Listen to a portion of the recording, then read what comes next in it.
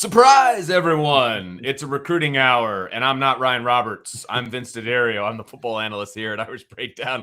That's Brian Driscoll. He's the publisher at Irish Breakdown. And yes, don't let your eyes deceive you. It is a recruiting hour, and I'm stepping in to have a little bit of fun since Ryan is on a well-deserved vacation, and we're going to let him enjoy that vacation, at least for another few hours. No, just kidding. But no, I'm going to hang out with Brian today. We're going to talk an amazing month plus 5 days of recruiting for Notre Dame.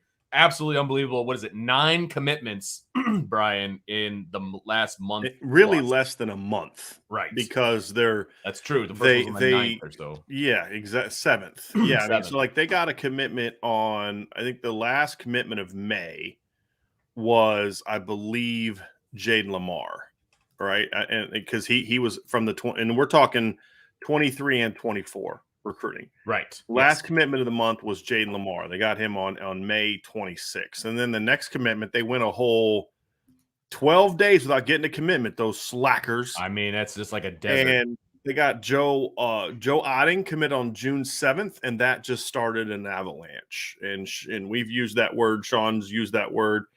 And in less than a month, they have landed 9 commitments. And the thing is, too, Sean or Vince, it's not just it's like, who am I doing a show with today? It's not just all good the number, it's the quality. You know, I mean, it's like CJ Carr. Well, let's just go through it, right? So obviously Joe Otting is, it's not a typical, let's get fired up about that recruitment. He's a 3-star, although we really like that kid. But then after that, it's 5-star CJ Carr, Elijah Page, who everybody knows how high we are on him. Jack Larson's a top 50 recruit. Cam Williams is a top 200 recruit. Charles Jagasaw is a 5-star and on 3. Micah Bell, Rico Flores are both 4-star kids. Micah Bell's a top 100 kid. And then Christian Gray's a top 100 kid. So June 7th, Joe Otting. June 9th, CJ Carr. June 10th, Elijah Page. Then there's like a 2-week lull, right? And they go 2 weeks. And then all of a sudden, June 24th, Jack Larson. June 29th, Cam Williams. June 30th, Charles Jagasaw. July 1st, Micah Bell. July 3rd, Rico Flores. July 4th, Christian Gray. And we expect more. And that's what we'll get into here as we go through the show. But, man, this has been a great run that Notre Dame has been on. And Vince, if you look back at it, I mean, just from a pure number standpoint, it's already as good, if not better, than anything they've done, just numbers-wise. Because remember, June – and so as I went back and looked and just stretch of commitments, and then not per class, but I've just looked any class. So, whether they got commitments from 3 different classes in 1 month, and I just went and looked and kind of did some numbers, and you didn't really start getting a lot of early commitments until, as far as like juniors and sophomores. So, I mean, you were getting summer commitments, but they were more for kids in that class, right? So, you go back to Brian Kelly's tenure, June of 2010, 4, or so June and July combined. 2010 was 4, 2011 was 2, 2012 was 5, 2013 it was 6, and 2014 it was 9. And they got 7 commitments in June. But again, the quality is different. Here's some of the names of those commitments. Brandon Tiassum, Elijah Taylor was kind of highly ranked. Nick Coleman, Micah Treadway. They got Justin Yoon, great kicker. And then Josh Adams and Sean Crawford were really good pickups. So just a little different type of quality this past month. And then it was 8 and 15, 8 and 16, 6 and 17, 8 in 2018, 8 in 2019, 5 in 2020, which obviously we understand. That was the COVID year. There was a lot of kids visiting, so that was going to tamp the numbers down. 8 last year and then 9. So they've already tied the number for the most in June and July, but they're not done yet. And I fully anticipate them getting at least 1 or 2 more this month. And the news that we reported on our board today doesn't change that. And people ask, we'll get to all that actually here at the end. But man, this run they've been on, Vince, in the last month has been outstanding. And it's the thing I like too is it's not just a bunch of Midwestern kids, right? You've got a Midwestern flair. You've got Kansas, see a kid from Michigan. You got Cam Williams and Charles Jagasaw from Illinois. But then you got and we said Michigan, right? You think Elijah Page from Arizona, Jack Larson from North Carolina, Texas. Micah Bell from Texas, Rico Flores from California, and then Christian Gray from Missouri. So that's a big like you're expanding. So you're getting talent, you're getting numbers, and you're meeting needs. That's the other thing is what they've done this last month is coming into the summer, Vince, one of the big question marks was quarterback. Like where are we quarterback? Yeah. They at least got one in 2024. Cornerback. Look, there's no corners in the class anymore. Where do they go with that? They've now filled their cornerback board. And so, you look at it, Vince, and it's been big. Offensive line. We thought they liked where they were, but you kind of came into the summer only with 2. Now they're at 5. Right. So it's been a lot of fun, and of course it's been impactful, and that's really the big thing. And it's given them a ton of momentum as they kind of head into the offseason. Because like one thing's, well, when other schools start filling up, Notre Dame's going to fall behind. Well, schools have started to fill up. Ohio State's filling up. Texas is filling up. Sure. And Notre Dame still ranks number 1. So they're going to finish with a very highly ranked class. It's just about at this point in time, it's just how high. Now, correct me if I'm wrong, Brian. I heard a stat. I want to say it was today that from a points basis, the 23 class, let's say they get just Jaden Greathouse, for example, it will surpass the point total of any class that Brian Kelly has had since he was at Notre Dame. I don't know if it's any class that he's had. Right now I think he only has 2 classes that were higher. Okay. And I don't think that just one of those guys surpasses that, Vince. That's a good question. What we were saying yesterday was what it would do is it would surpass the class they had last year. Okay. If they just got one player, whether it's, and really I think it's almost anyone that they get. I think the example that we use there's high numbers on the board. Right. So let me just pull up. They got this class calculator real quick. So I think right now of the guys we're looking at, I think Ronan Hannafin's probably the lowest ranked at this point in time. So if you look at Notre Dame's team rankings from last year, and we're going off the 247 composite rankings, last year Notre Dame was at 275. Notre Dame is already above where they were last year. So the only other class it would be 2013. Mm-hmm. And I'm trying to see where that class was. So they were 284.77. So if they got Ronan Hannafin, it would not bump them ahead. Let me see what would happen if, for example, they got Jaden Greathouse, although Ronan Hannafin should be ranked much higher. Completely agree with that. But that's a different conversation for a different day. So if they got Jaden Greathouse, yes, it would put them over. Yeah. So that's saying something. I mean, a 12-year tenure for Brian Kelly, and in 1 year, they're going to do better than every class he's ever had. Yeah. I mean, and that's not a knock. That's just a fact. It's again, this isn't said to take a shot at Brian Kelly. For context, exactly right. It's to speak to how impressive this class is. Because again, last year's class ranked 7th on the 247 composite list. Right. And then the 2013 class ranked 3rd. So we're bragging. Well, actually ended up being 5th. It looks like they might have dropped Eddie Vanderdoes from that class. Okay. So I'm looking to see if that's actually accurate or not. But remember, he was originally in the class. They were ranked, I think, like 3rd, and then they dropped him. So it just gives some context to just how well they're doing. And again, last year's class had 22 players in it. That 2013 class, which they would surpass if they got Jane Greathouse, had 23 players in it. So it just speaks to the quality that Notre Dame is getting. Exactly. And that's where we're at. So it's been a great month. And again, we expect, like I said, I expect 2 I'm pretty confident in this month. As far as making a decision this month, there's 3 that I'm pretty confident in Notre Dame landing. It's just I'm not sure if one of them is actually going to decide and make not decide, but maybe make a public commitment this month. He may decide to take his recruitment into the fall. So that's kind of where we are. Okay. It's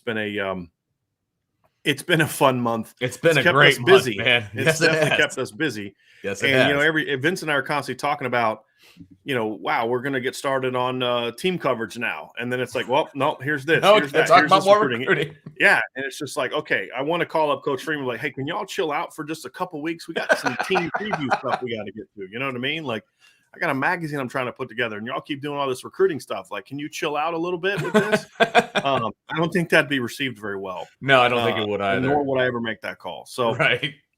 But it's been a great month, Vince, and it's been a busy month, and an exciting month. It's been a fun month to be a fan, right? I mean, because normally we're sitting back and we're watching some of those elite guys go to different places, and Notre Dame gets the guys that they went after, but they weren't taking the big swings going after the big dogs, right? That's the difference for me, right? Like, quality. You can be happy about what they were getting, but they just weren't in the race for those top guys. Now, when they're getting these guys, it's over Ohio State, it's over in Alabama, it's over in LSU, it's over these elite recruiting schools that Notre Dame is winning for. Now, they're not going to win all of those battles, right? And we're obviously going to talk about that here in a little bit. Mm-hmm. But at the same time, you can't win the battle if you're not in the battle. And in the past, it felt like they weren't even in the battle. And people were okay with that. You know what I mean? Well, we have to shop down a different aisle and all of that excuse making, right? Mm-hmm. Well, now they're shopping down a different aisle, and it's fun and it's exciting. And when you take those big swings, sometimes you connect and you hit that home run. And Notre Dame's hitting a ton of home runs right now. Right. And I think that's the thing, Vince, is, it's one thing to get numbers.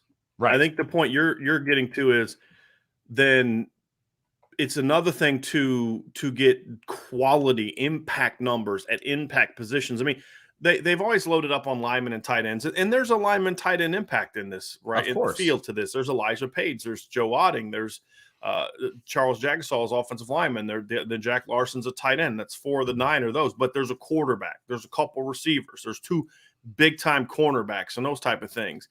And so to me, it's just being able to hit on those positions with elite players that aren't necessarily big time guys. And if you go back and look over the years, like I went over that 9 that they got, the 7 they got back in June of 2014.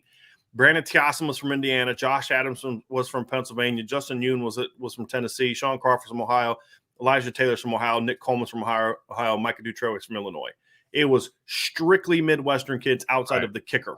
Right. You know what I mean? Who was from Tennessee, which isn't kickers. No, Justin Yoon was a dude. I mean, that was a great pickup. It was a huge pickup. What I'm saying is kickers are a little different animal. And Tennessee's not that far away from the Midwest. Exactly. I'm sorry. We can get to Nashville, Vince, in like 6 hours. Exactly. You know what I mean? I'm sorry, that's Midwest to me. Sure. That's tough for me to say South, but fair enough. Right. So to me, that's what makes this different is you're getting impact skill players from California, from Texas, from Missouri, right? Not just a bunch of Illinois fertile kids. Recruiting land that they haven't gone after a lot in the past, and I shouldn't say in the past, in the recent past, right? Because I mean, when Lou Holtz was here, the dogs came out of Texas. You know what I mean? Like there was some dudes that came out of Texas. Yeah, and the North was always so loaded. Right. Sure. And this is what we've talked about in the past. You could get Ricky Waters and Rocket Ismail and Todd Light and Jerome Bettis and, all those great players from the North. But now it's like you've got to travel and it's harder to get those guys. And that's what Notre Dame is filling up with right now. Right. And I think that's big time. Right. That's big time. So completely agree. It's been and it's funny. It's all people who want to talk about those are the ones you miss, right? Like we don't think Notre Dame's going to get high, and we're talking about how Notre Dame is going through one of the best runs I've ever seen, and all people are talking about in the chat is the guy that they're not going to get. You know what I mean? Welcome to being a fan of Notre Dame. Right. It's like I don't know. Maybe we could be excited about the fact that right now they're got the number 1 ranked class. Nope, it's the one guy they're not going to get. Right. And that's all everybody ever is talking about, which is just hilarious. And I guess that's the nature of it. But but the point is that this is a class right now that is a foundation. Now, the question moving forward, Vince, at this point in time is, okay, you've had a great month of June and July. You're sitting here at the number 1 ranked class. Things are looking phenomenal. We think they're going to expand their lead, in my opinion, in the month of July. The question then becomes, what's the finish? Right. How do you close? Mm-hmm. Because as we said, if they just finish where they are with just the kids they get in July and that's it, they're going to have a top 5 class. Yes. If they just land the kids that we think they're going to get in July, it's a top 5 rankings wise. It's a top 5 class. From filling needs, it's a top 5 class. Although if you're looking at it more subjectively, I would ding it because they don't have a quarterback. Right. So I would knock it down. Sure. And they needed one. So I would knock it down. It wouldn't be a top 2 to 3 class, in my opinion, without a quarterback. From a rankings points standpoint, it could still be a top 3 class. And to be fair, with the way we always talk about recruiting classes, right? We always talk about how it fits into the current roster and did they meet their needs and all of these different things. Right. A recruiting class without a quarterback doesn't meet the needs. I'll just say it, right? It just does not meet the needs. Unless you don't necessarily aren't looking for a quarterback in that particular class. Like, let's say you've loaded up and you've got a red shirt and all that, and you're just like, you know what? It's not a great quarterback class, and you make the choice to not take a guy. Right. Then I'm not going to ding you for it. But when it's to your point, Vince, but that's an exception, not the rule. Exactly. And this year it was not an exception. This year's the year they needed a quarterback. So to me, that's kind of the I'm sorry, hold on a second, Vince. I know exactly what you're doing. Just, like, hey, calm down. Right? Like, we'll get to the stuff you're asking about. Be patient. Calm down. We're talking about something right here. It's incredibly distracting right now. So, geez Louise. So as you look at this, Vince, to me, the close is going to be the key. Absolutely. Right? As you're looking to kind of build a class that can compete for a championship, the close is the key. Right? Like, you've closed the gap big time. What you want to make sure that doesn't happen is over the next couple months, they pull back ahead. Mm-hmm. And I think they're in position right now to where this is going to be, if they just finish with the couple kids that we think they're going to get in July, this class is a gap closing class no matter what. The question now is, how much more do you want to close it? Right. That's an important part. And then the kind of then really focusing then more and more and more on the 24 class. So right now, when we talk about the close, I'm more focusing on the 23 class. Right. If they get some more 24 guys, that's great. But right now it's about, can you close out on this 2023 class? Yes. And that's going to be the key. So that means adding some of the guys that are on the board right now, limiting your losses. We think they're going to lose on a kid, which we'll get to in a little bit. You've got to close at the positions where there are still needs out there. Right. And you've got to be able to figure something out at quarterback. And that's going to be the question here moving forward, Vince, is can they do that? And if they do that, then this is a top 3 class. I don't care about the rankings, points, and all that. It's a top 3 class. If they just finish on the kids we think they're going to get, actually, let me just do that here real quick.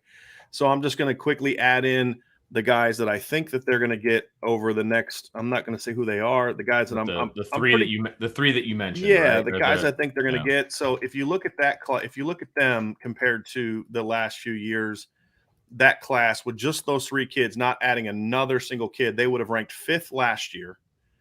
They would have been 5th in 2021. It would be 6th in 2020. It would be 3rd in 2019. It would be 4th in 2018.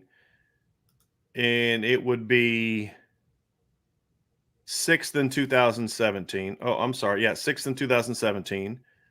So, I mean, you're kind of getting the point, right? Top 5, top 6 class if they don't get anyone else. I mean, there's only been 1 year it hasn't really been there. 4th in 2016. So you're talking about a 4 to 5 class if they don't close on anybody, right? And then 3rd in 2015. I mean, you're getting the point. And but the thing is, but you've got an opportunity here to do something, maximize it. Right. That's the key. It's not and so what I just gave you, that's like the spin conversation. Well, if they don't get anybody else, it's still a top 5 class. That's great. But you've got an opportunity to take it to an even greater level. Yes. And that's the question that the staff has to focus on. And that's what the fan base wanted, right? I mean, Notre Dame was right here with recruiting. They were here, right? And it was and we can talk about, Marcus Freeman with that next step he needs to take with the program, right? Winning that playoff game, et cetera. Well, in the recruiting talk, in recruiting land, this is the next step. Okay, you got a better class than anything Brian Kelly ever did, but you can take that a whole step further if you want. If you close on some of these kids, which I think is the big deal. I think that's what you're saying, right? They can take that next step and it can be elite. What I would say is they've taken a step. If they just get the kids we talk about in July, they've taken a step. There's no question about it. It's how big of a step, Vince, to your point, how big of a step are you going to take? Right. And I think that's where you kind of get into the conversation of, okay, that's what the finish is going to determine. Yes. Have you closed the gap, or have you pretty much with one class come as close as you can with one class to erasing it, right? You can't completely erase the gap with just one class. We've talked about that. But you've done everything you possibly could have with this class to close that gap. That's the question, and that's what we're going to get to. And that's what the rest of the show is going to be about before we kind of get to some Q&A. So we are going to do some questions and answers at the end. So if you do have some questions, put them in, and we'll get to those at the end. But and I already see some, Vince, that we'll get to here. But so want to get a super chat here before we move on. Nice. ICURN with Irish Luck. Let's get it, boys. Listening while driving from Charlotte to my new contract in the CCU at UVA. I have been up in that area many, many times. Safe travels and congrats on the new gig. Yeah, that's Charlottesville awesome. Is a beautiful. I like Charlotte, North Carolina a lot. It's a really nice town, at least the parts I've been to. Charlottesville, Virginia is beautiful, absolutely beautiful part of the country. So you will enjoy it very, very much up there. Awesome. Thanks for the super chat too. Yes, by the way. Absolutely. So Vince, let's transition on to the next part. Yeah. Let's jump into this thing, and so we're going to go right after what everybody's talking about. We're going to talk about it. We're going to get it out of the way. It's if you're on the message board, then you have already get an idea of what's coming here. But Jason Moore is the next guy we're going to talk about, where he stands with his recruitment, and it does not look good for Notre Dame. I thought about putting out at the end, but I was like, you know what? Let me just knock it out first. And I'm so glad I did, because that's what everybody's losing their minds about in the chat right now. And I'm like trying to talk about other things. I'm like, Jason Moore. Okay, look, Ryan felt really good about where this stood. I felt good about it. I was a little bit more concerned about Ohio State maybe than Ryan was. Penn State is also very much lurking. But even going into last week, we both felt Notre Dame was going to be the choice. And just some things that we had gathered, we really felt that Notre Dame was going to be the choice. As of today, it doesn't look like Notre Dame is going to be the choice for Jason Moore. We're not going to get into kind of who he's going to pick. We don't just try to not steal the moment of a kid that's going to pick Notre Dame. We're trying to not steal the moment of any kids. So it'll be Jason Moore's decision to announce, but it's going to be as of right now, barring things changing, Notre Dame is not going to get Jason Moore, which is very disappointing, because I thought he was a guy that they were going to get. I mean, I thought that they were on him on a long time, and he just kept putting it off and off and off for understandable reasons. His brother had the injury and all those different type of things. And just in the end, Notre Dame wasn't able to do enough. It's not a situation, Vince, where I have any criticism to throw out. It's not like, man, you should have done this, you should have done that. Al Washington dropped the ball here, the staff dropped the ball. No, it's got beat, right? I mean, and it's going to happen. I think they've done all that they can on him, but he's just going to make another choice. And I think that's sort of where you got to continue to get to, right? Is sort of maybe you can get this kind of guy. Sure. But even then, when Notre Dame, you're going to lose Bama loses kids, right? You're going to lose some of these battles when you're swinging so big. You're going to lose some of them. Right. And this is one. And I don't want to get into the thing where we just dismiss every miss. Not a big deal. Like Micah Tease, that's a loss, but I'm not worried about it. There's nothing they could have done there. He picked Arkansas. You know what I mean? Like, he turned down USC and Notre Dame to go to Arkansas. Okay, cool. Right. I mean, what are you supposed to do about that one, right? This one is, Jason Moore was looking at some big time programs, and they just got beat. And it's not about playing time, because all the schools he's looking at, he's going to have to battle for playing time, right? It's not about it just got beat, right? I mean, as simple as that. They got beat. Now, it's a loss because, to me, and there was a debate going on in the chat about it's not an elite defensive line class without Jason Moore. And I don't agree with that. I still think this is an elite defensive line class, Vince. When Devin Houston at like 180 is your lowest ranked defensive lineman out of 4, you've got a pretty darn good defensive line class. But then it's about how good is the next 3. And Keon Keeley's a consensus 5-star recruit. To me, Boubacar Traore is ranked in the top 200 by 2 different sites. I believe Brendan Vernon's ranked in the top 100. I believe Brendan Vernon is also ranked in the top 100 by at least 2 services. So you got 3 top 100 kids in the class at defensive line. That's outstanding. And if you're in the top 3 or 4 line classes in the country, you're going to be an elite class. Now, Is it what Texas A&M did last year? No, but they signed 8 guys. You know what I mean? Like, you're not going to get there even with Jason Moore. It's an excellent defensive line class. I think it's an elite defensive line class. And without question, I think this is the thing we can all agree on. It's without question a gap closing defensive line class. Maybe it doesn't close it as much as you could have if you also added Jason Moore. There's no question about that. Not getting Jason Moore is a blow because him and Keon Keeley are both, to me, incredibly high ceiling players. Yes. And so there's not going to be any diminishment here of, well, he was this and he's raw. No, he was a big time player. But what we have said for a while, even when we thought Notre Dame was getting him, he was more of a need or more of a want than a need. Sure. We have said that for a long time. But in order to get to where you want to get to, Vince, sometimes you got to get those wants if they're elite players. Sure. And I view Jason Moore as an elite player. I know some don't have him ranked as an elite guy. He's ranked in like the 80s and 90s by a couple. I don't see it. He's a top 50 football player to me. And that's how we graded him. Sure. And he's a top 50 guy, even as a raw kid. Right. You know what I mean? So, like, when the rawness gets shaken off, you're talking about a top 25 football player, in my opinion. So, Jason Moore is a big-time football player, and it's a loss. Now, Notre Dame will keep recruiting him. As well they should. Don't kid yourself. Sure. And the fact that they don't need another defensive lineman, say, why not? Now, I think that's the question that some people will have is, well, who are you going to replace him with? I don't think there's necessarily a replacement there. I think when you look at Samuel Mpemba, who's kind of a guy that will kind of move him up the list a little bit, Vince, because it does kind of translate here to this conversation. Sure. Samuel Mpemba is not being recruited as a defensive lineman. He's kind of a rover, edge rusher, hybrid type of guy. I think this kind of makes the numbers work a little bit better if you can get Samuel Mpemba, although right now I don't think Notre Dame is the leader for Samuel Mpemba anymore. I think Miami and Georgia have really made a strong push for him. If I had to pick today, I'd probably lean towards Miami. But again, Notre Dame's going to get him on campus in November for a game. And so they're going to keep working on him, keep recruiting him, keep pushing him. And this might actually be something that maybe makes it a little bit easier to get him, although that's not a trade that I'm saying is a positive. I wanted both.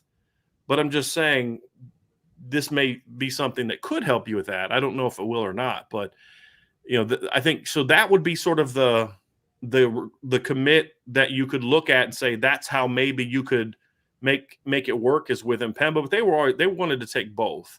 I don't think they need to go get another 2024, 2023 defensive lineman. What I would do, Vince, and what I think they're going to do, unless somebody kind of breaks out and emerges, some other big-time player either shows interest in Notre Dame. Which can happen. I mean, you got a whole senior year of film and everything else, yeah. Or a big-time player decides he still likes Notre Dame. I would keep recruiting Jason Moore, for example. I don't think their focus is going to focus as much on getting a guy to replace Jason Moore in this class. I think more so is okay, this will be one maybe you push to next year, right, in 2024.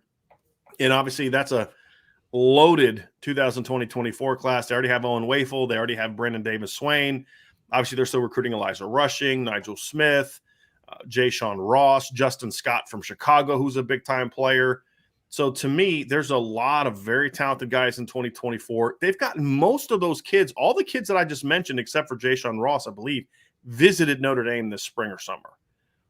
So there's obviously a lot of early interest. I know they like Aiden Breland, who's a big kid from California. I'm not sure what his interest level is. But the point is, I don't think you don't need to replace Jason Moore in this class. Number one, you're probably not going to find someone that's better than Jason Moore or as good as Jason Moore, other than the guys you already have. Right. So unless you can find a comparable player at a position that is sort of a position of need, right? And I don't think D-line is a need. Then I think that you focus on next year. I would rather than focus on Justin Scott and Elijah Rushing and Nigel Smith and Jay-Sean Ross and all the other kids on the board that they're after, because it's a very impressive 2024 board, and that's where I'd rather see their attention focused on. Because again, these aren't a fifth defensive lineman isn't needed, because we got to remember they actually have 4 defensive linemen from last year as well, because technically they only signed 3 defensive linemen, but Josh Burnham has already moved. Josh, right? Yeah. So you've got Tyson Ford, who can play big end or 3 technique. You've got Diamond Heinrich, who can play nose or 3 technique. You've got Aiden Gobira, who's a Viper right now, but could potentially grow into a big end. And then you've got Josh Burnham. Right. And the same thing in this class. Keon's the Viper. you've got between Brennan Vernon and Boubacar Traore, one of them is a big end. The other could play 3 technique. Devin Houston could play 3 technique or nose. I think Brennan Vernon eventually is going to be a kid that can play every position except Viper when it's all said and done. And so they've got a nice combination, a nice 2 years in a row of 4. The reason they were taking Jason Moore is simply because he's really good. Yeah, and you don't pass up a kid like that. Exactly. Right? You take a kid like you find room if a kid like that wants to come into your class. If they missed out on, let's say they get Ronan Hannafin but don't get Jaden Greathouse, or get Jaden Greathouse and don't get Ronan Hannafin, they need to go find a 4th receiver. Need 4. You need 4. They have to go find a 4th receiver. That's a depth issue. I mean, that's you need. You don't have a quarterback depth issue. If they don't get Dante Moore, they need to find a quarterback. I agree, because they're not in a position where that's not like if they didn't get Christian Gray. Let's say Christian Gray would have picked LSU yesterday, which he didn't. He picked Notre Dame. I just wanted to say that. Then you would have needed to go find another corner, right? The reason Notre Dame didn't take Josiah Wagner, because people, well, that was kind of risky. Micah Bell and Christian Gray both committed during their visits. Those were done. But just the point is, if you miss, so this is not necessarily a need. It's a want, but it was a big time want, because sometimes it's the guys you want that also can have the biggest impact on you closing the gap, because those wants tend to be really the top level players. Sure. And that's where they need to get to. All right. You said it. So I'm going to go with it because you're the master of the segue these days. You mentioned do that one on purpose. I know, right? It's so natural now. Let's talk about wide receivers, Brian. We had a wide receiver commit over the weekend. I told you you're not getting tomorrow off, man. Stop sucking up. Just kidding. I know. No, we had a wide receiver commit over the weekend. That's 2. We know that they need 4. You just mentioned it. You're absolutely correct. They need 4. They've got 2 on the board at the moment. They need to hit both of them, or they need to go back and they need to figure out somebody else to get. Yeah, and that's Ronan Hannafin and Jaden Greathouse. Jaden Greathouse, absolute must-get players, and Notre Dame loves both of them. You know, I've done a lot of digging, talking to sources, and they really want those 2 kids, like really want those 2 kids in a big way. The interesting thing is, you know, Ronan Hannafin you could look at as maybe a defensive player, but the way that they've put the secondary and the way they're trying to put the linebacker class together, they're not looking at Ronan Hannafin as a defensive player anymore. They're looking him as a pure wide receiver at this point in time. Now, again, that doesn't take away the fact he could play defense, but it's just they're not treating him as an athlete anymore. They're treating him as a receiver. Right. And the reason we know that is not just what they're doing defensively, but it's also, Vince, what they're doing offensively. They need 4 receivers. Yes. And as of right now, with Micah Tease going to Arkansas, I don't believe they have any intention of expanding the board. They're going to focus on these 2. Right. And it's because they view Ronan Hannafin as a receiver. He's a must-get. Right. They have to close on him. Clemson and Bama, especially Clemson, have done a great job with him. I still like where Notre Dame is at. I feel good about where Notre Dame is at, but they have to close on him. And the same thing is true with Jaden Greathouse. So with Ronan, there is no timeline for his decision. It's just when he's ready to figure it out and announce it, he'll do it. You know, so again, there's still work to be done there. With Jaden Greathouse, I'm actually more confident in that one at this point in time. Okay. The question for him is, will he commit during the fall, like he said, or will he commit during the summer? And we've kind of gone back and forth on that show. I'm actually at the point now where I think he will make a decision sooner rather than later. But the key is they've got to get those 2 kids. And the other part of it is they've got to keep all 4 of them in the class. Yes, absolutely. That's going to be a big part of it. So there's closing to be done there. And then there's hanging on and starting to focus why you focus on next year. Because we talked about it when in the Rico Flores commitment show, that even with the 4 that they're about to get potentially win the 23 class, that still only gives them 8 scholarship wide receivers for the 23 season, right? So you need 4. You cannot go the 23 class with 3, because then you're right back where you started from, because you're losing 3 and then you gain 3. It's a wash. You're still sitting at 7 scholarship wide receivers, where that ideal number is 10. And it's going to take obviously a couple years to get there, but they need 4. You need 4. Right. And Michael Johnson asked the question that you asked earlier, Vince. He says, if we don't get either of the 2, who is on the board at wide receiver? And right now, I mean, that's kind of the question, right? Like, I think if they missed on one of those 2, I think they'd probably turn the heat up on Malik Elzy, who's a good football player. But there's a reason he's not the guy now. right? I mean, because they just view these guys as better players. So, if Malik Elsey's your fourth receiver in a class, Vince, you got a pretty good receiver class. Sure. He's a good football player. Sure. But again, it's about closing the gap even more. And to me, that is the big thing for me, is like trying to maximize the potential that you can get in this receiver class with all the things that are kind of leading to some of the reasons why it maybe isn't going to be as good as you'd like it to, or whatever the case may be. But this is a really good gap closing class. There's another level you want to get to, but you've got to start with this foundation. So Ronan Hannafin, again, I like where Notre Dame is at, but Clemson and Alabama are still there. They're still battling. They haven't given up on them yet. And he doesn't have a decision date. Yeah. Jaden Greathouse, again, it's Texas, it's Oklahoma, it's South Carolina. I know a lot of Notre Dame fans are nervous about Texas now that Arch Manning is there. I still very much like where Notre Dame is at on that one. I believe he'll commit sooner rather than later, but we'll see how that one plays out. But I do like where Notre Dame is at, Vince. But 2 weeks ago, I liked where Notre Dame was at with Jason Moore as well. So, again, they've got to close the deal. And this is big for Chancey Stuckey too, Vince, because not just, look, getting Braylon James was huge, but, like, that was one that you should have got, right? Like, absolutely. That's one that we criticized the previous staff of not, because he's a phenomenal student who wanted to leave the state, and he was a natural Notre Dame fit, right? Right. And obviously get Rico Flores. You were aided by the fact that Ohio State filled up. Mm-hmm. Maybe they still would have got him if Ohio State didn't fill up, but that was who my big concern was all along, right? So to me, these are two guys that aren't. I mean, Ronan Hannafin is a prone to Notre Dame kid. That's another reason why you flat out cannot miss him. You cannot miss him. Jaden Greathouse would be just a great pickup. So they both in some way kind of show, okay, what kind of closing ability does Coach Stuckey have? And that's going to be a big key. And so, like with Braylon James, like, you were leading for him before he ever stepped foot on campus, right? He was just prone to be, and that doesn't take away from how good of a pickup it was for Coach Stuckey. I'm just saying these next two are going to determine just how good of a closer he is at this stage of his career. And so we'll see how those two play out. Nate actually had a good question, since we're talking about wide receivers, and I wanted to bring it up because we've been hammering the depth issue, right, at wide receiver, and Nate says, why not recruit hard on 5 wide receivers, so even if you miss on one, you set yourself up for 4 in the class, and if you get 5, then great. They did. That's what Micah Tease was. Right. No, I mean, it's a very fair question. Yeah, I think it's a very fair question. Yeah, I love it. But they did that. They needed 4, and there was really 5 guys that they were really on. It was the 2 they have, right? So you got Rico. You already had Braylon James. You knew that you had Rico committed, right? Like, you felt good about that one, but Ohio State was lingering. But once Ohio State canceled their visit, I mean, for the last couple of weeks, it's been over, right?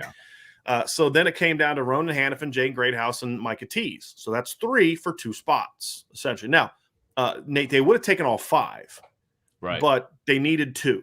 So the strategy you're referring to is a good one. It's just they did that, and they missed on 1 already. You can't miss on 2 of the 3, correct, is what we're saying. Yeah. So I like where your head's at, but that's already kind of been enacted. Now, what you don't want to do is keep adding another one to that list. Right. Because then you run the risk of some of the kids that are out there you could have got early if you wanted them. You add them, and all of a sudden, well, then the kid that you want is like, well, you got that kid now. What, you know what I mean? Like, what he's kind of like me now. And you run the risk of it. So it's just about closing, right? So you needed to get 2 out of 3. They had the miss already. It's kind of like you're in a best out of 3, elimination tournament type, right, Vince? And you lost the opener. Mm-hmm. You got to win the next 2. That's right. And that's kind of where Notre Dame is at with those 2 receivers. Right. So very good question, Nate. And the other thing is, you don't want to just take a body to take a body like that. Sure. That's why they didn't pull anybody in from the transfer portal, right? But like Malik Elsey's not just a body, right? Sure. And that's not what you're saying. He's a good football player, but that's kind of the good football player you've been getting. Right. Ronan Hannafin and Jaden Greathouse, to me, raise the level of what you've been getting. And that's the difference. Yeah. And that's why I would say I would focus more on him at this point in time.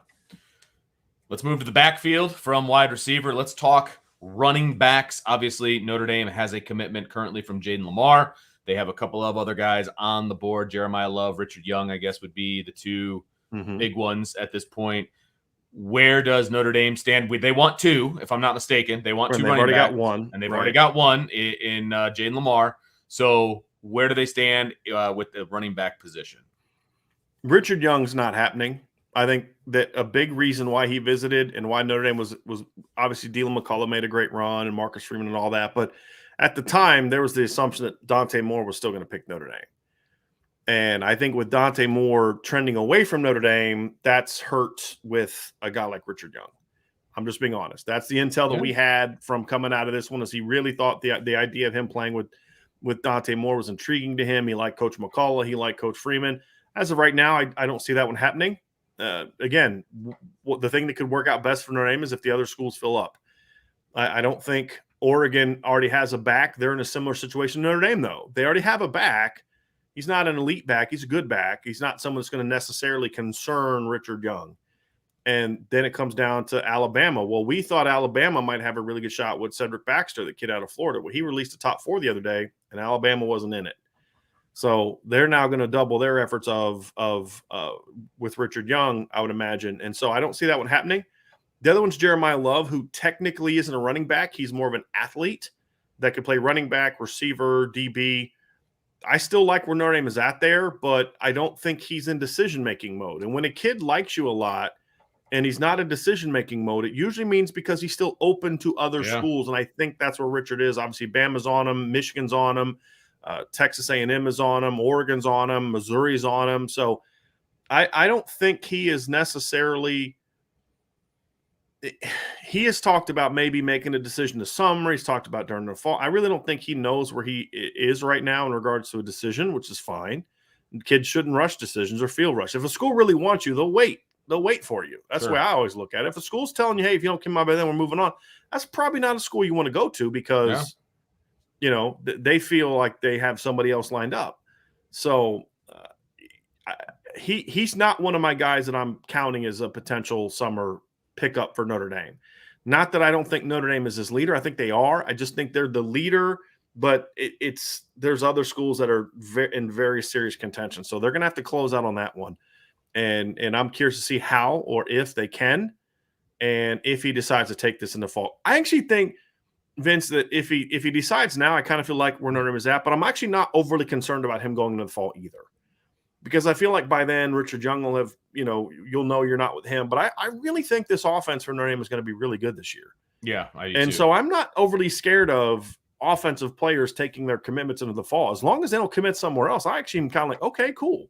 No. Because I think they're going to put a good product. Watch what happens. Yeah, exactly. Right. Now, I could be wrong, but that's kind of why at this point in time I'm not overly concerned about that. So I think they do. I think they are the leader for Jeremiah Love, but it's not something where I'm like putting my next mortgage payment on it, right? Like, because I think it could change. And I think the other schools are charging hard and doing a good job. Michigan's doing a great job with him.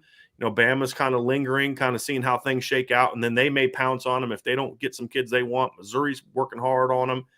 So there's a lot of schools making him a priority, and Notre Dame's going to have to keep doing the same thing and kind of ramp up some of their efforts. And to me, when people talk about the fifth receiver, I would rather view that slot as going to Jeremiah Love, in that he can do both. Right. So like if the running back depth chart's loaded, he can help you out a receiver. Or if there's a need a receiver, he can help you out a receiver. So I would rather focus on that than getting him as your second back and then also getting a fifth receiver. I wouldn't love that. I'd rather get Jeremiah Love, see how it goes, and then move on and maybe get 2 backs next year. If he ends up moving to receiver, you'll have some time to find out where he fits best. Right. If you early on see that he might be in that room, then you can get a second kid next year, right? Or in 2025. That's kind of where I look at for that. Yeah, I feel very good about the running back room for Notre Dame, and if they only get 1 and 1.5, and he moves and whatever, I think Notre Dame's gonna be just fine in the running back room personally. Right. But we shall see. Let's move to the other side of the football, Brian. Let's talk linebacker for a moment. Notre Dame has a commitment from Drake Bowen. Obviously, they have a commitment from Preston Zinter, but there are guys still out there, namely Jaden Ausberry. Where is Notre Dame at linebacker, and specifically with Ausberry? I love where Notre Dame is at. I mean, I do. I mean, Michigan's done a nice job with him. A&M's done a nice job with him. Auburn, obviously, where his older brother Austin signed with. He'll be a freshman this year at Auburn. They've all done a great job with him. I just think Notre Dame is just way out ahead for him. Now, again, If he takes his recruitment in the summer, into the season, that'll make me a little concerned. Okay. Because it's like when you're way ahead, what's the holdup? Is there something you're hoping that somebody else kind of gets in? Are you waiting on Bama? Are you waiting on Georgia? Right. I always get a little nervous about those kind of things. Whereas with Jeremiah Love, the reason I'm not concerned there is because I actually think Notre Dame's a leader, but I don't think there's like this big gap. So there's still decision-making to be made, right? With Jaden Osbury, I kind of view it as, and it's the same thing I feel about Jaden Greathouse. You're way ahead. What's the holdup? Right, exactly. And so I think with Jaden, it's more of he wasn't in decision-making mode going through his visits. I don't think he went into the visits with any thought of I'm committing somewhere. The plan was always go to the fall. Now that those are over, you take some time away, you enjoy your time with your family. Then you sit down as a family and say, okay, what are we going to do? Sure. Do you know where you want to go now? Do you want to make that decision now? Do you want to kind of arbitrarily go with the end of the fall because we had maybe thought that was the plan? What's the plan? And I think that's where the Osburys are now, is sort of, okay, what do you want to do? And I think if he decides soon, I love where Notre Dame is at. Sure. If he decides to take it in the fall, I'll feel a lot more nervous about that one. But I think Notre Dame has done a phenomenal job with Jaden Osbury. And part of it is again, that's not necessarily a position of need per se. Sure. It's kind of a want, but it's a little different than the Jason Moore one, because I think that even though you don't have a numbers need, I still think the linebacking core can use a talent, continue another year of a talent upgrade. You've done a great job of that with Drake Bowen. I like Preston Zinter. He's a good football player with a nice ceiling, but he's not Jaden Osbury. He's not Drake Bowen. He's not Josh Burnham. He's not Jalen. He's not that level of player as of right now. So to me, and Jaden Osbury gives you such versatility. He can play Rover. He can play Will. I love it. Don't be shocked if he's a 225-pound middle linebacker. I mean, do you think Jaden Osbury is going to have a hard time getting to be the same size as Drew White? I don't. Yeah, right. He's a better athlete, and he's just a better football player. I don't ideally want him at Mike, but if that's where I can get him on the field, then I'm putting him there. And I think he brings that. Now, he's not doing it as a freshman when he's 210 pounds. But could he get there? I think he could get there. Yeah. But I like him at the two outside spots. I like him at Rover first, and then, especially the way that they've used Rover in recent years as sort of like a space linebacker as opposed to a fifth DB. I really like him in that position as well. So, and then then you can move him inside a nickel, right? Like, so if you want to get a fifth DB on the field, you can move him inside and have him play Will. Maybe bump your Will inside to Mike.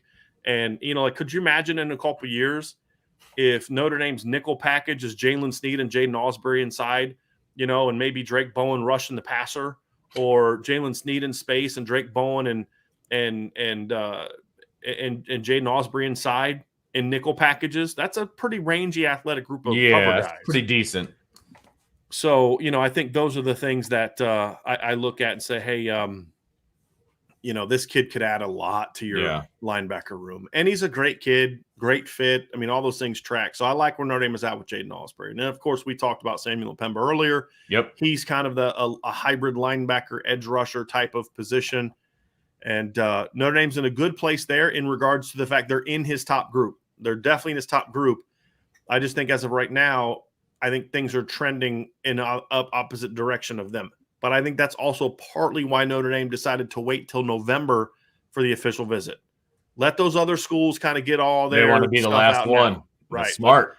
Let them use all their, all their. If he's waiting that long anyway, be the last one. I mean, one thing I have noticed in following the recruiting in the manner of which I followed it and talking to you, whoever has that last visit, man, it's like a courtroom, man. Whoever you hear last, that's a pretty good shot. Mm-hmm. You know what I mean? And I feel real good about Notre Dame in that regard when it comes to that. That's good planning to have him in there in November, As long as he's not one of those guys that's scared away by weather or whatever, and it doesn't sound like he would be, bring him in November. Let's see what's up. And by then, Notre Dame's going to have a lot of wins under their belt too, which isn't going to hurt anything. So there is that. You mentioned defensive backfield. There's still one safety on the board, I believe, for Notre Dame. That is Caleb Downs. They already have a commitment at the safety position from a couple guys, right? Yeah. They've got Peyton Bowen and they've got Adon Schuler in the mix. And Caleb Downs is still on the board. Sure. So where do they stand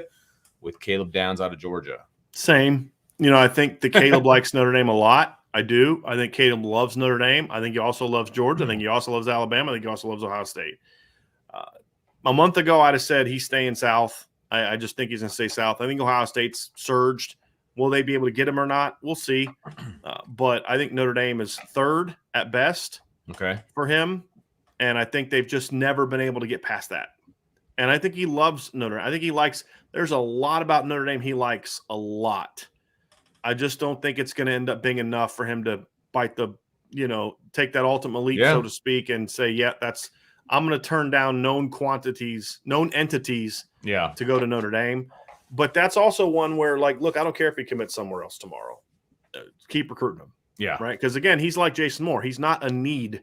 He's a want, but he's a phenomenal player. He's a take if he wants to come. I mean, honestly, if let's just say Notre Dame got Jaden Alsbury, at that point in time, I don't need to expand the board.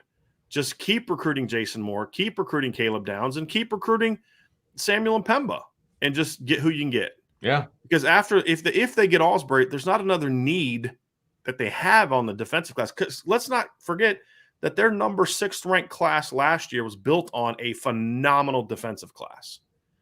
So to me, there's not a need after that. It's more wants. And what you want is elite players. And those guys are elite players. So again, that's not to say you don't still recruit those guys or you're fine if you miss them. No. Right. The final step for the defensive staff at this point in time, now that they have the corner class filled up, is okay, now let's upgrade our talent level. We don't have any numbers needs anymore. Let's upgrade our talent level. And I think that's what Jaden Alsbury and Samuel Mpemba and Caleb Downs and Jason Moore were all about, right? So missing on them, it doesn't hurt you from a number standpoint, but missing on them does hurt you when you talk about the need or the desire to put the most talented team on the field. Right. Every week, no matter who you play. And they're like that most of the time, but there's still probably about, maybe 4 or 5 teams, maybe, that you can look at. I mean, Bama, Georgia, Ohio State for sure. I think Clemson's debatable. I mean, we can have a debate. Clemson's better in some spots, but maybe not others. They're debatable. After that, I don't see a team that right now has a better top-to-bottom roster than Notre Dame. The difference, however, is there's a – so like saying now, so let's say Notre Dame is 5th. Let's say they're better than – so we said Alabama, Georgia, Ohio State, Clemson, and Notre Dame. So I'd say Notre Dame is 5th. I think the gap between them and 4 Clemson is pretty narrow. I think the gap between them and Ohio State is narrowing and a little more close than others think it is. I think Ohio State has the perceived huge jump because of recruiting rankings, but I don't believe that to be true. They have a big jump in certain areas. Notre Dame has a big advantage in other areas. I still think Ohio State top to bottom has a better roster. It's funny, there's a bunch of Ohio State just losing their minds. They have no ability to comprehend things, most of them. Like, they don't understand basic logic. But we went through and kind of did a position by position where I think who has the edge. And I think Notre Dame has the edge in more positions than Ohio State. What they don't understand is, but the difference is, it's not just does Notre Dame have an advantage at 4 spots compared to 3. It's what are the 3 that they have an advantage on Ohio State, and how big is the advantage? And that to me is the difference. Is if Notre Dame had if Notre Dame fans knew that Tyler Buchner was going to be the player that he was ranked to be, then I think there'd be a lot less consternation about that Ohio State game. Sure. And that's the big difference. Ohio State's got a stud at quarterback. Yep. You have no idea what Notre Dame has at quarterback, other than, well, yeah, he was ranked high and he was really good runner last year. And look at his crazy junior numbers in high school. But those don't mean that he's guaranteed to be a great player at Notre Dame. And I think that's the difference. So the point, Vince, is after those 2, however, to me, there still is a pretty significant top-to-bottom gap between Notre Dame and Georgia. Now, is the gap close enough to where you can still beat those teams on any given Saturday? I think it is. But if you play 10 times, they're going to beat you more than you're going to beat them by a decent number. And so, and the thing that's frustrating is Georgia, since they last played in 2019, Georgia has widened the gap with Notre Dame talent-wise. That I agree with. Because of how they've recruited and the fact that Brian Kelly hasn't taken advantage of the recruiting opportunities that they've had. Right. And so that's whereas Notre Dame is kind of, Clemson's kind of fallen off a little bit. Ohio State's kind of where they were. Bama's where they were. Georgia has surged talent-wise. Now it's about Notre Dame playing catch-up. So the point is, the gap between Notre Dame and number 2 is, to me, greater than Notre Dame and like number 8. Sure. So Notre Dame still has to pull away from the teams behind them, but there's work to be done. And that's what Jason Moore is. That's what Samuel Pemba is. That's what Caleb Downs is. Right. And so to me, that's why you still recruit those guys, even though they aren't numbers needs. Sure. They are significantly better players than what you normally recruit. And that's why they're going to stay on them. And it's also why they should continue to recruit the quarterback. Oh, look at God. Mr. Segway. What you are, Mr. Segway. So that is the next position that we are going to talk about. I saw some stuff in there about Dante Moore, CJ Carr. Can I just put something out there? If Dante Moore commits to Notre Dame, CJ Carr is not decommitting. Okay. Right. So that was a question way back when in the chat. That's not going to happen. So I just want to put that out there. CJ Carr is a very committed player to Notre Dame. Okay. So let's dispel that rumor. So quarterback, Brian, 23 class. There isn't one. Will there be one? And what do you see? I right now, with everything that I've been told and everything I've heard, I fully expect Notre Dame to sign a quarterback in 2023. Okay. And it won't be CJ Carr. As of right now, as we've said all along, and this is as of 2 days ago, I don't anticipate CJ Carr reclassifying. I think his focus right now is on the 24 class, playing the next 2 years with his high school team, which I hope he does, because I want him to have that time. Me too. And so by the end of the month, you should have a much better read on that. You should have a much better read on where Dante Moore is and his decision-making process. And I think that is when you could see Notre Dame start to kind of reach out. Now, I do know that Notre Dame has had some conversation with some kids, just preliminary, but there hasn't been like a heavy pursuit of anybody yet. Because I do still think there are some at Notre Dame holding out hope that they can still get Dante Moore, even though as of right now, like I said, it's not trending in that direction. So I do anticipate there being a quarterback in this class. It's just who? What will it be? Just a sort of a numbers fill, right? Like a depth guy that you could. I mean, there's Notre Dame. There's no doubt Notre Dame will get a quarterback if they want one. It's just the question is how good will that quarterback be? Sure, absolutely. And that's the question that and they have to decide somewhat quickly, because kids are starting to, Austin Novosad, for example, he's a Baylor commit. I don't know if you can wait till the season for him. I think he wants to decide sooner than that. There's other kids on the board. I've heard that Notre Dame, Dante Moore might make a run at the kid like Brock Glenn, but I think he wants to decide soon. And I, again, I don't know if he's a kid that you could necessarily flip. So there's a lot of kids out there that I like. There's a lot of kids that are flippable. It's just about how good will that player be when it's all said and done. And I think that's the only question mark. But I do anticipate Notre Dame they will have a quarterback in the 23 class, even if it means CJ Carr decides after this junior season. Like, let's say CJ goes out and just dominates this year, and he's like, you know what, man, I'm ready for this. And he says, you know what, I want to reclassify. And that's a completely 100% hypothetical situation for argument's sake. Okay. Right. Then he's in the 23 class, and he counts towards your rankings, and he counts towards your 23 depth chart. It is what it is. If he decides not to, and he says, you know what, I want to see this next 2 years through, which is what we think he's leaning towards right now, then they'll go sign somebody else. What I can't guarantee is that it'll be a top 100 or top 200 player. That I don't know.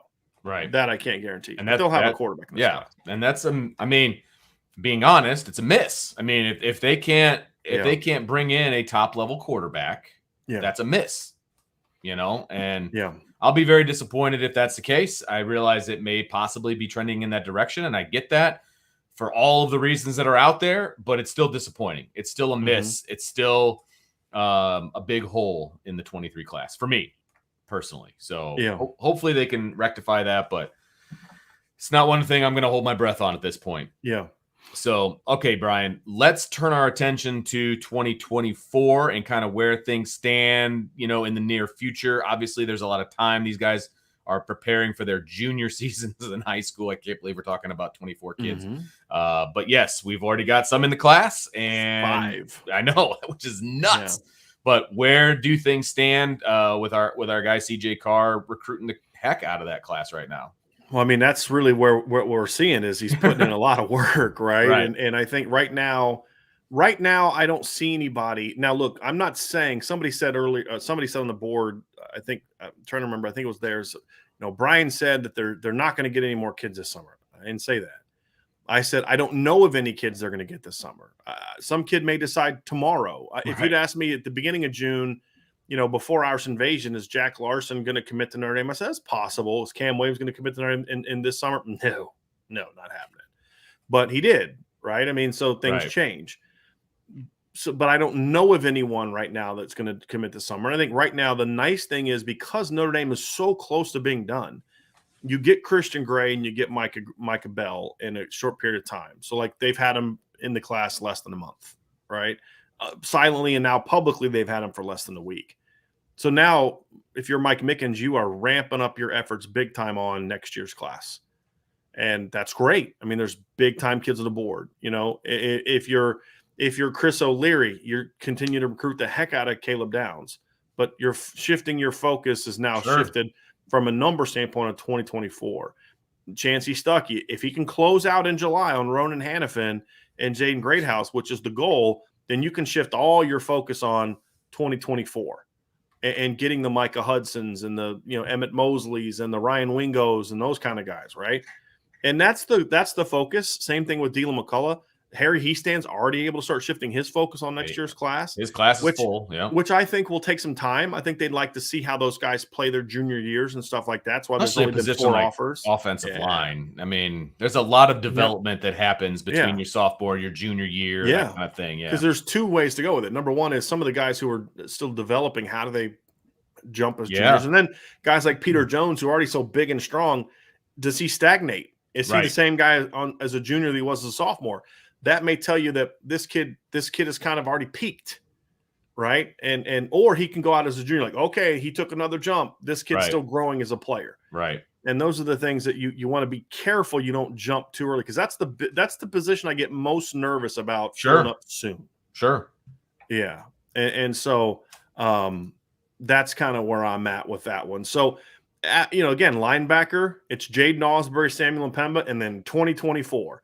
Defensive line, it's Jason Moore in 2024. I mean, they're really in a unique position, and because they filled up so quickly with high-level players, they are in a situation now, in my opinion, to where they can focus even more on 2024 while other schools are still trying to fill up in 2023. Sure. And that's a very unique position to be in. And not one that Notre Dame has been in a while, Defensively, some years they're in that position offensively, some years it's defensively, but right now they're in a position where they can kind of do both. Yeah. So I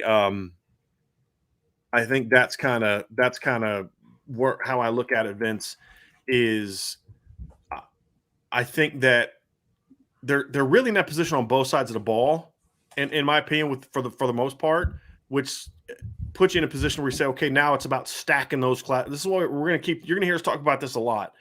For Notre Dame now, it's about stacking these great classes on top. You're not going to go out there and become Bama because you had a great 2023 class. Right. You may just be LSU then.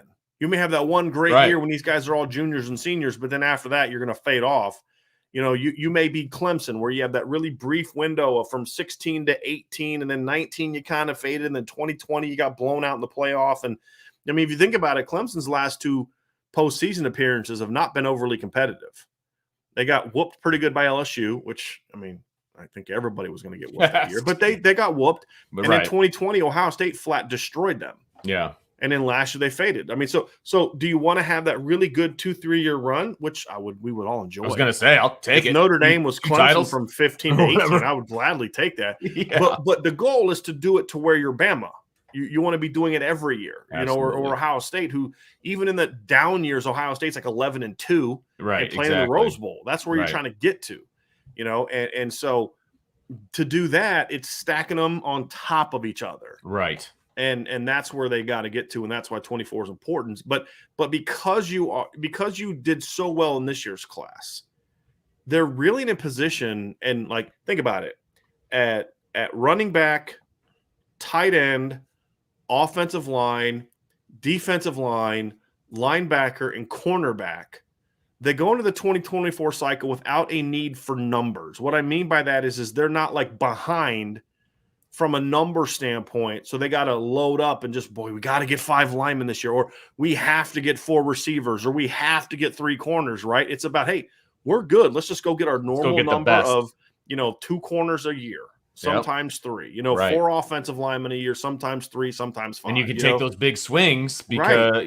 right. Absolutely. So that's a great point, Vince. So when you explain that, because you were getting ready to say what I was leading to, which is the big swing part is when you're not shooting for numbers, you're shooting for what, Vince? You're shooting for impact players. That's what you're shooting for. And when you need 2 every year, for example, you shoot for those big guys, right? And maybe you hit 1, maybe you hit 2, and then you're good. And that becomes an impact class. Now, let's say you miss on both. Well, then you go get guys that are really good, that are going to be fine at Notre Dame, et cetera.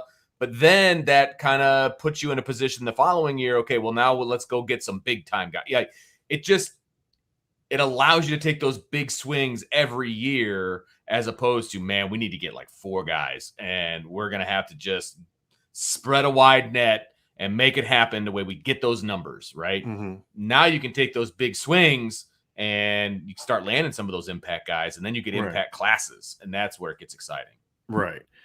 And that's where they're at. And that's how Bama has been able to do what they've done is they loaded up in 08 and 09. And after that, it was just, let's go get the best players we can, because we don't necessarily need numbers. Exactly. And that's kind of where Notre Dame is. That's where they need to continue to get to. And that's what the focus on is 24.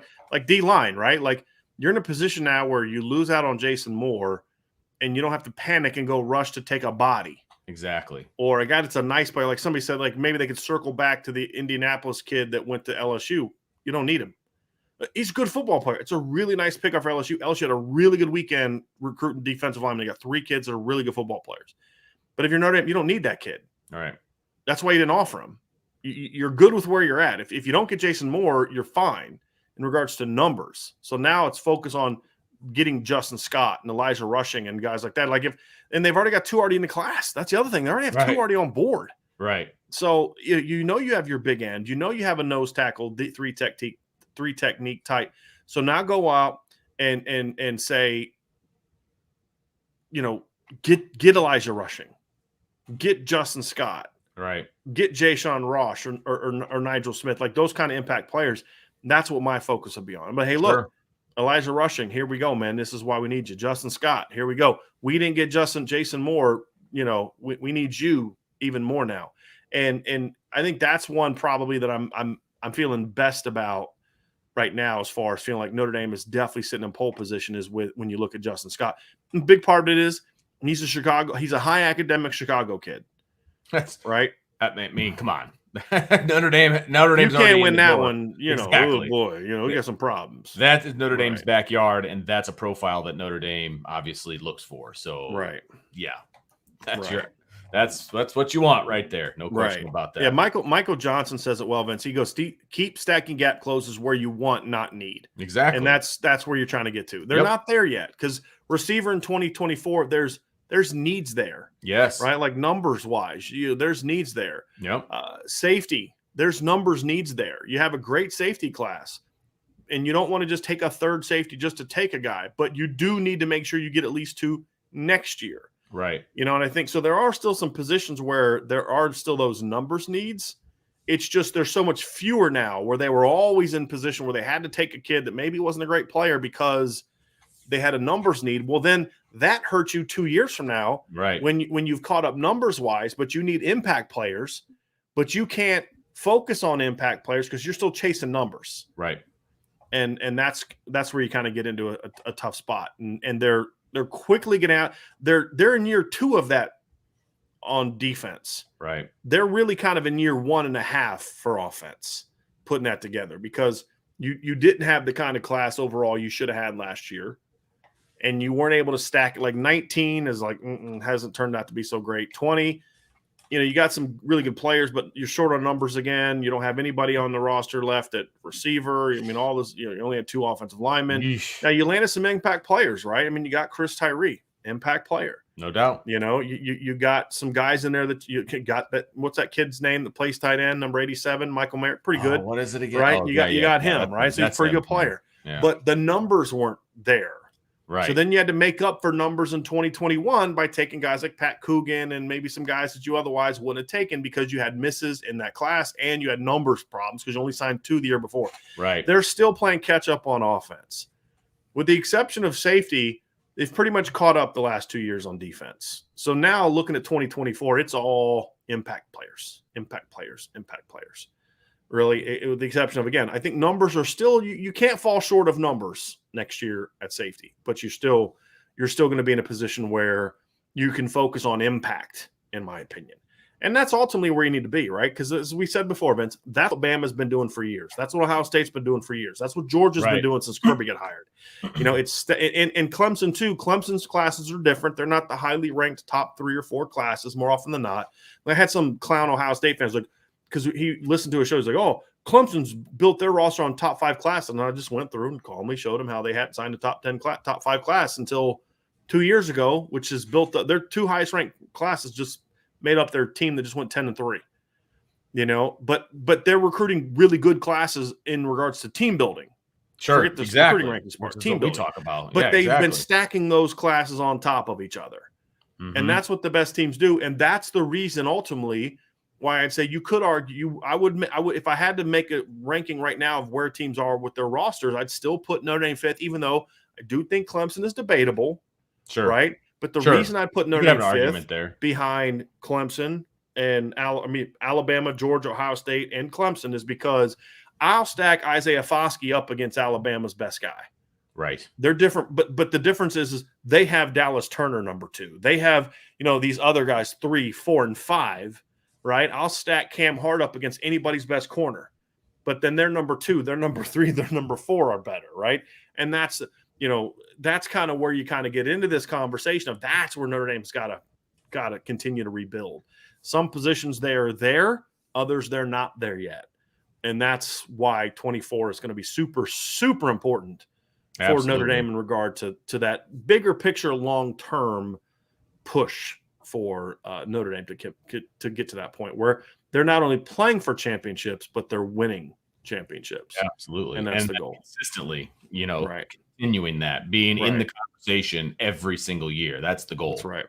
Right. Okay. What do you say we get to a little bit of Let's do it.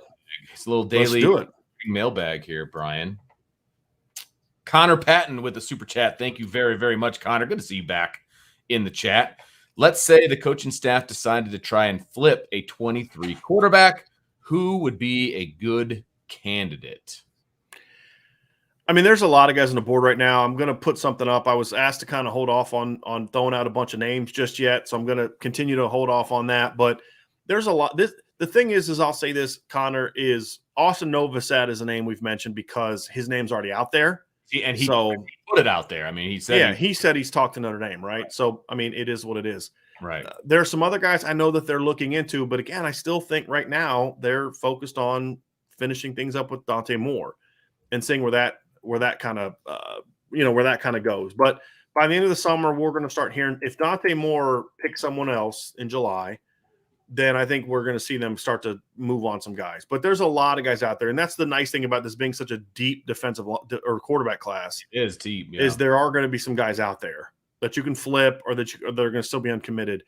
And some of these kids that like schools, they should probably maybe hang on a little bit and kind of see, where some of these quarterback dominoes fall. And then because once some of these schools like Georgia, Notre Dame get through the end of the summer and they don't have a quarterback, all of a sudden, so like don't rush into committing to Texas A&M or Missouri or somebody like that. Like, hey, if you think you're that good, then, bet on yourself and go into the season uncommitted.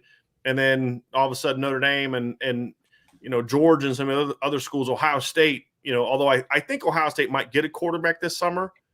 I just don't know if it'll be Brock Glenn or if it'll be Austin Novosad or whoever. But let's say they don't, hey, you may want to hold off, and then those schools kind of come calling for you if that's your look. Unless you find a place you love, right? Like that's the other thing is if you fall in love with Baylor, go to Baylor. Right. Right. I mean, if you fall in love with I don't care. Central Michigan, go to Central Michigan. I'm just saying, like, if you're not sold, don't jump on a thing because you have to take a spot. Right. Right. And I think there will be enough kids out there because it happens every year. There's enough kids like that to go that bet on themselves. Yeah. Or they'll be and have a great senior season or whatever. Right. Yeah, absolutely. Yep. It's just odd that it's a quarterback and it's Notre Dame because quarterbacks usually the first ones in the class to kind of go. So I understand the angst by Notre Dame fans. Sure. I get it, man. Just be a little bit patient, just a little bit longer, and it'll start to become clear. Absolutely. And like I said, I just wanted to kind of start it off with that one, Vince, because I know. No, that's smart. We appreciate the super chat. Absolutely. But it's just sometimes you get asked to not say something, you honor that because otherwise you won't get anything else from your sources. Wade Garrett with a super chat. Thank you very much, Wade. Hey, guys, with regards to gap closing, how many classes like 23 do we need to close the gap, assuming coaching and play on the field reflects it? That's a great question. We kind of touched on that a little bit, Brian, but it's more than one. It's got to be annual. I mean, it's not about more. There's not a number. Wade, this is I love this question from Wade. This is a great question. Yeah. But my answer is, I don't think that you need to say, okay, like if I were to say 3, I think 3 is what's needed to get Notre Dame to that level. Then you got to sustain it, though. 23, 24, 25. You do those, and all of a sudden you got a nice 4 or 5 year window where you're going to be really good. Because, 21 brought the offense, 22 brought the defense, right? So if you get like 3, this, 24 and 25, you're going to have a nice 4 or 5 year window where you're going to be really good. But is that your goal? Or is your goal to become to be like, what's the standard? The standard's Bama, right? And what they've been since 2009, and that's where you want to get to. Now, is anyone else going to repeat what Bama did? Probably not. But you still shoot for it because if you fall short, you still get 3 titles instead of 6, right? Or you know what I mean? So like, what you don't want to be is LSU 2019. Now, would I trade that for what Notre Dame has been the last 5 years? Yeah, I'd trade that for the title. But think of all the crap that's been around that 2019 season, right? Your goal is to be consistently good. And Wade, to do that, it's 3, right? Or I would say you could also make the case that the 3 includes 2022.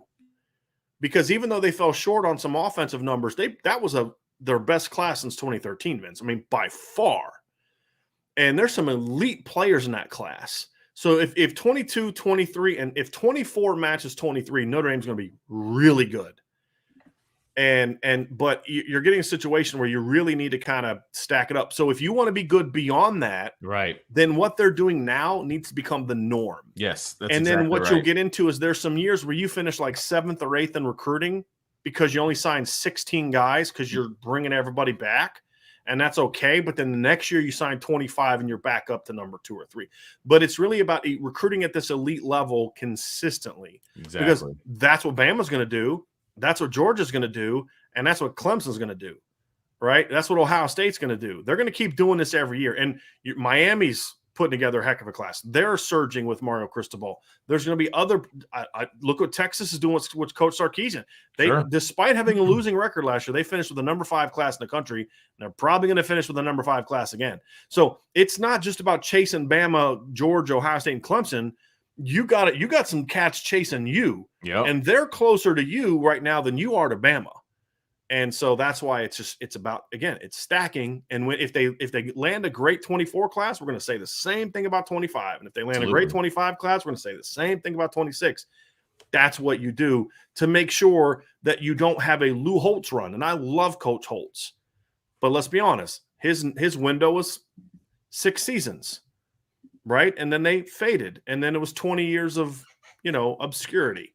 You want to get this sucker rolling.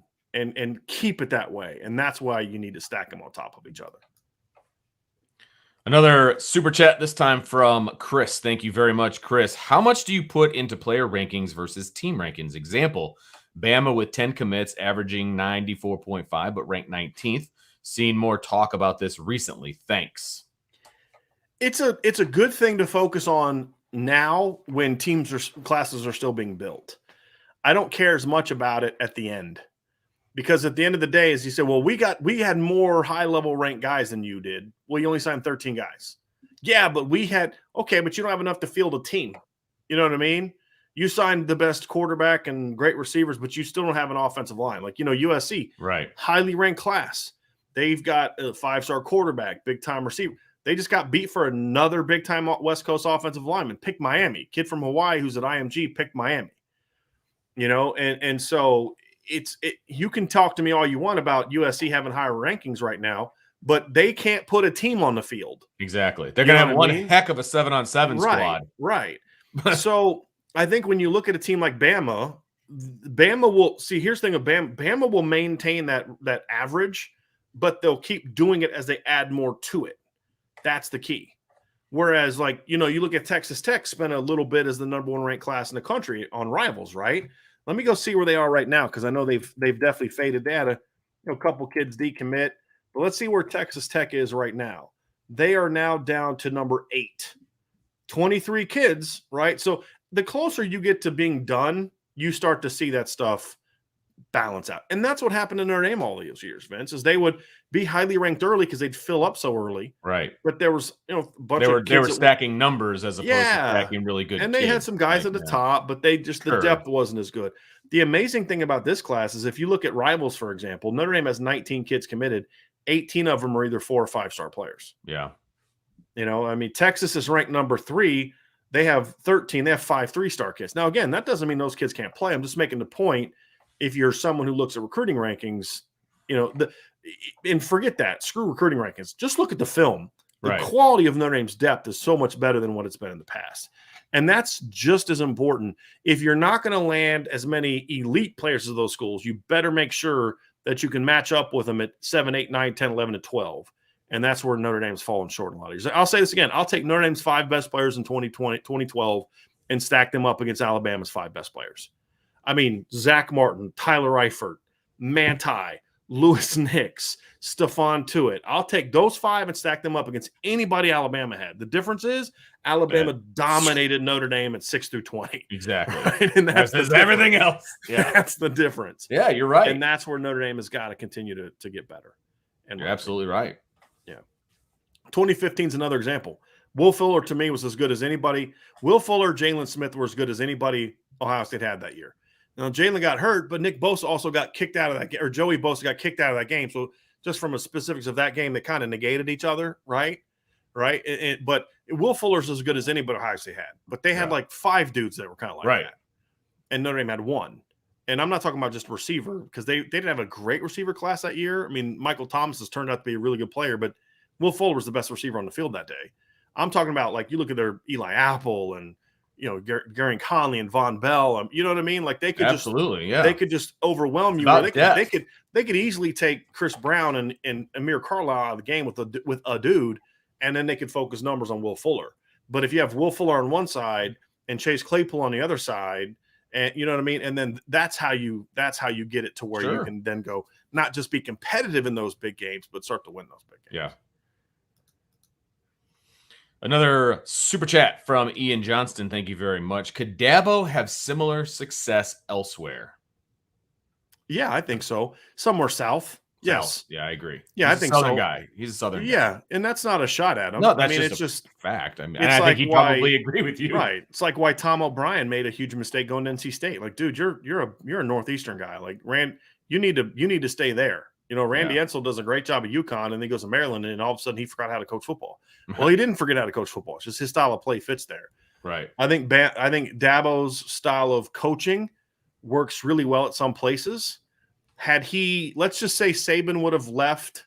Let's say Saban didn't have success and Dabo got hired at Alabama, and would he have won the way Saban did? No. Would he have won the way he did at Clemson? I think so. Yeah, I think so too. I think so. I think Dabo could have won elsewhere. I do. Because again, why did he have success? He's a genuine guy that kids love and respect. They want to play for. He's a great recruiter, and for most of his tenure, he's been pretty good at putting a staff together. Mm-hmm. Recently, I've had some kind of questions about that. He's filled it up with just a bunch of former players, and we'll see if that works or not. But he made some hires after the 2011 debacle against West Virginia that I thought really helped him start to turn the program around. Bringing in Chad Morris as offensive coordinator, he kind of got that offense rolling. Him and Taj Boyd did some really fun things. beat LSU in 2012, beat Ohio State in the Orange Bowl in 2013. Then he leaves to take a head coaching job. Tony Elliott and Jeff Scott were a really nice combination. His O-line coach was there for a long time, really quality coach. Brent Venables, he takes him from after Oklahoma fired him. That turned into be a great hire. So he's made some really good staff hires and guys that can recruit. And I think he would have done similar things at other places. I do think Dabo would have had some success at other places, but they would have all been south of the Mason-Dixon line, basically. Agree. Yeah. Yep, I agree with you completely. It's an interesting question. Very interesting question. I like stuff like that. Yeah. Jordan Schreiber has a question. He says, excited for the recruiting update. Andy is killing it on the trail. Fired up about 3 more silent commits. When do you think they go public? I'm not sure.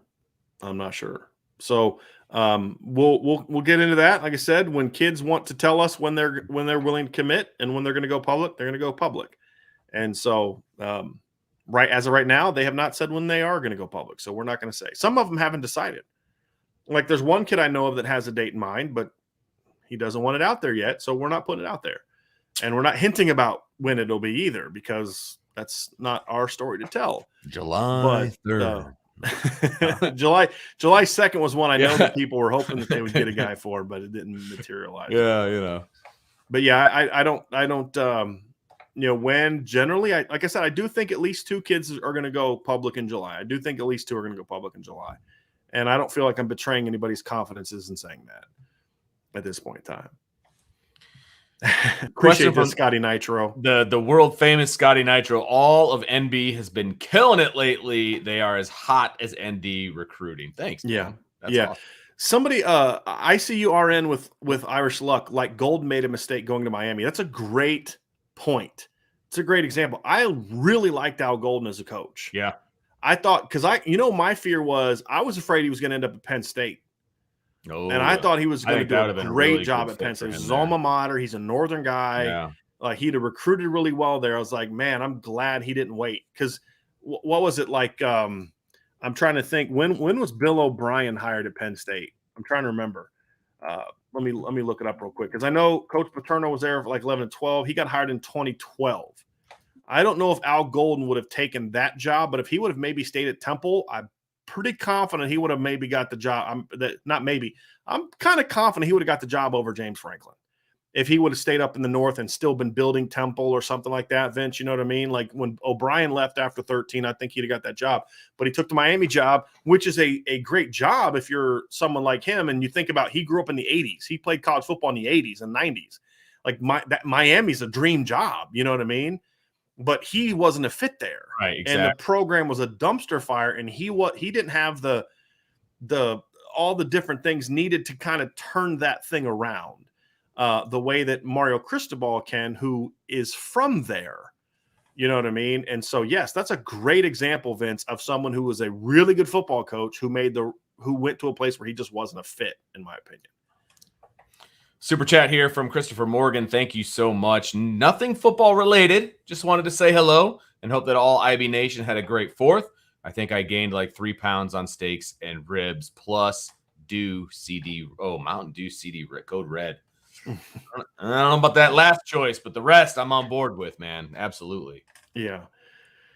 Let's get down to a couple more here, Vince, before we got to wrap up. I know you got to get rolling. I just got a couple more here. Here's from Salty Virginia Peanuts. Our buddy, his question: with the apparent absences of their aspirational recruits, more Freeling, are they on track for 85 scholarships, or are they still over the number? As of right now, they're still over. I think that, that's where I'll leave it at that. But yeah, I think they'll be fine. They'll be down to 85 by the time the season starts. I just don't know if they're going to be in a position to get down enough to be able to take somebody new. That I don't think they're there at that point in time just yet. And this is kind of leads into that next question from Jim Haller and Vince. He says, where's Notre Dame at scholarship numbers? How is interior D-line looking? They're still at 86 publicly. I think they'll be down to 85 before the season starts. Interior D-line, I think they're good there. I mean, you've got Jacob Lacey, you got Jason Adamiola, you got Howard Cross coming back as regulars. Gabriel Rubio's an ascending player. I really like Jason Onye's future. We get Aiden Canaana's out for the year. Obviously, that's an issue. You could play Alexander Ahrensberger. You could play Riley Mills inside. And when we were talking about the interior D-line the other day, I completely forgot to mention Chris Smith, the transfer from Harvard. So he's going to be a part of the roster this year too. So numbers wise and player, I mean, do they have anyone that could be a star after Jason Adamiola? No, I don't think so. They got really good football players. Yeah. And I think that's where, they're in a, they're in a position where I think they're going to be able to be pretty good up the middle. They're not going to be like dynamic, like, oh my gosh, you got Jerry Tillery on one side. And so, it's Jason, right. But they're going to be fine there. They're going to be fine there. Mark E. Stewart with a super chat. Thank you very much, Mark. What about Saban? Had success in the North and the South. Isn't it up to the coach to adjust to the region? Yeah, but that's the unique nature of Nick Saban. That's a solid point. Because when you look at his coaching career and you look at his background, he's one of the few guys, in my opinion, that's got that kind of thing. And the other thing is, like, you could say Urban Meyer's another one, right? Urban Meyer's a guy that won a title at Florida and won a title at Ohio State. Because, again, they have different types of personalities. A lot of guys are very unique personalities. It's not every coach. But here's the thing. Is it up to a coach to adjust? To a degree, but I mean, is Dabo obviously going to have a different accent? And you can make fun of that or whatever. But the reality is that why did Brian Kelly try to change the way he sounded down there? We live in the real world here, right? And when people from the North go down South, they stand out like a sore thumb. And when people from the South go up North, they stand out like a sore thumb. And whatever people want to say, they agree or disagree, but a lot of people like hanging around with people that are like them. And sometimes it's based on gender. Sometimes it's based on race. More often than not, it's based on these people like the same things I like. They sound like me. We have similar shared experiences and all those type of things. And when someone has a background that's similar to yours, you're going to fit in well. It's also even more so to me, Mark, is more practical. When you've spent your entire career in the South, all the top schools, all the high school coaches. Whereas if you move up North, all of a sudden you're kind of starting over a little bit. Sure. And so that to me is one of the things that makes it like you got to know your personality. And there are some coaches that transcend, but the guys that are doing that are normally like generational coaches. I mean, who are the two examples we can point to? Urban Meyer and Nick Saban. Okay. Yeah. It's like they're just, I mean, his point's valid, but it's like there's a reason Nick Saban's the guy you're pointing to. I could give you names of a lot of other coaches to me that are different, but it's because they are very staunchly, like Tom O'Brien was very staunchly Northeastern in his personality, right? And to me, Dabo is very staunchly Southern in his personality. Nick Saban's not. Right. He's not either, because also partly because he's moved around so much in his career. And I think that's an aspect of it as well that you have to really kind of look at and think about. And Nick Saban had success at Michigan State, but to a degree, he won his national titles in the South. Yeah, he was pretty good. Yes, correct. I'm not saying he wasn't. And look, and I will also say, if we're going to talk about Brian Kelly, all of his success came in the North. Sure. Well, he's never been anywhere. I mean, and that's what I'm saying. Like, let's see what he does in the South. Yeah. It's a different ball game down there. I'm trying to think of how the map would look, but I think Notre Dame is the most Southern school Brian Kelly's ever coached in. No, Cincinnati is. Cincinnati is. Yeah. Yeah. I mean, Cincinnati. Yeah. A school in Ohio is the most Southern school he's ever coached at. Yeah. It's like Central Michigan, Grand Valley. Right. No, definitely Cincinnati. Yeah. Cincinnati, but still. It's just one of those things, Mark, where this isn't true for everybody, but it is true for a lot of coaches. Yeah. Right. And it's not just about Northern, Southern. Sometimes it's like, I have this type. And so, like Howard Schnellenberger, to me, is one of those unique cases of, normally a guy with his personality, you wouldn't think about being successful at Miami. Sure. But he built the U. Jimmy Johnson built onto it, but Howard Schnellenberger started that thing. And, white-haired guy smoking. I mean, I love some of the stories about how he left his pipe at was it Alonzo Highsmith's house or something like that? I forget whose house he left it at. One of those running backs from back then, and he, purposely left it. It was part of the U, which was a great documentary, by the way, if you have never seen it. He did. Huh? To George Costanza, you leave. But it's the thing. He had a unique personality that allowed him to have success there, and not all guys have that, right? And that's and some guys have the personality that's built for it, but they're just not good enough. Manny Diaz, resume wise, had everything you want from a guy to be successful in Miami, except one thing: talent. So again, you can always find exceptions, but if you look at trends, that's just tends to have been how it is. Absolutely. So just last two, and then we'll get out of here. Here we got one from Irish Chi-Town. Here's one for you, Vince. Says, do you expect the recruiting services to downgrade some 23 recruits so that Notre Dame doesn't finish number 1 because of their anti-Notre Dame bias? Always a good question. Possibly. I mean, look, I just, to me, I think possibly. I think if they were smart, however, they would want to have Notre Dame ranked higher because it's a bigger story. Yeah. But, I wouldn't accuse those people of being that. So let's get to this last one, Vince. I want to get to this super chat, and then we're gonna get up out of here. Logan Hale, thank you so much for the super chat. With 3 guys on the roster listed as fullbacks, do you think we see any traditional power I formations, or will they be used as H-backs and tight ends? I think we'll see some power I stuff, but it'll be more like short yardage goal line. Yeah, agreed. I think more often than not, Logan, because this is a great question. If you look at all the guys listed as a fullback, they're all walk-ons. Yep, every one of them.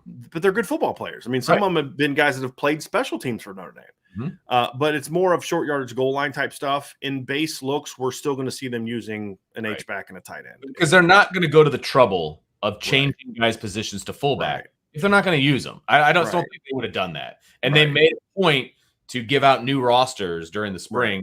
They had changed some guys over to fullback. So I do think there is some validity to that. It's not going to be at the 50-yard line in 1st and 10. Like, I don't see that being the case. But some short yardage stuff, yeah, unless they're setting something up, right? You know what I mean? Like, but you're not going to see it become like their primary primary formation. But I think it's something that's a wrinkle. And honestly, the way Notre Dame plays, I'm fine with that. Yeah, me too. I mean, it's as long as it's just used.